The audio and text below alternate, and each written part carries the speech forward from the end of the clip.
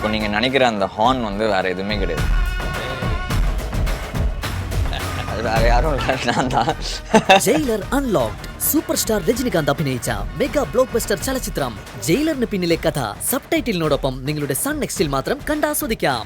ഇപ്പോൾ തന്നെ app download ചെയ്യൂ. നിധി എന്നെ വിളിച്ചു. നിന്നെ അല്ല, യാമിനിയെ നിധി വിളിച്ചത്. യാമിനിന്ന് വിളിച്ചപ്പോ ഞാൻ കേട്ടത് ശിവാനിന്ന. അതുകൊണ്ടാ ഞാൻ ഓടി വന്നേ. എന്താ നിധി വേണ്ടത്? ഞാൻ സാരിക്ക് ഞൊറി എടുക്കാൻ വേണ്ടി വിളിച്ചതാ. ഓഹോ, അതിനെന്താ, ഞാൻ എടുത്തു തരാലോ. വേണ്ട, ഇവിടെ സാരി ഉടുപ്പിക്കാൻ ഞാനിവിടെ ഉണ്ട്. നീ പോയിട്ട് ഞങ്ങളുടെ മണിയർ കൊടുക്കുന്ന സമയത്ത് വന്നാ മതി. സ്ഥലം ഇവിടെ പോ. മണിയർ നിങ്ങൾ ഒന്നിക്കാൻ വസുന്ധര സമ്മതിക്കില്ല. ഞാനും പോവാനല്ല പറഞ്ഞത്. നമുക്ക് നമ്മുടെ ജോലി തുടരാം. അയ്യോ വേണ്ട ഗൗതം, മൊത്തം കോളം ആവും. ഇല്ലടി, നീ ഒന്ന് അടങ്ങി നിന്നാ മതി. ബാക്കിയൊക്കെ ഞാൻ ഏറ്റു.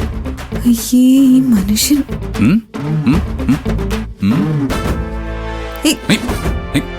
എന്ത് കാണിക്കുന്നേ? ഇത്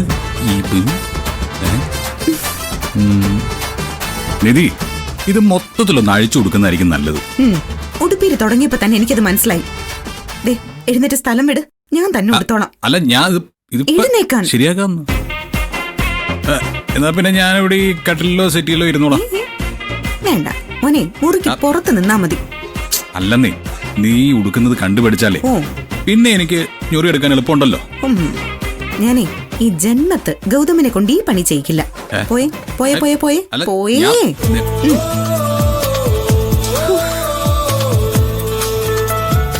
ഇനി ഇത് ഞാൻ എങ്ങനെ ശരിയാക്കും?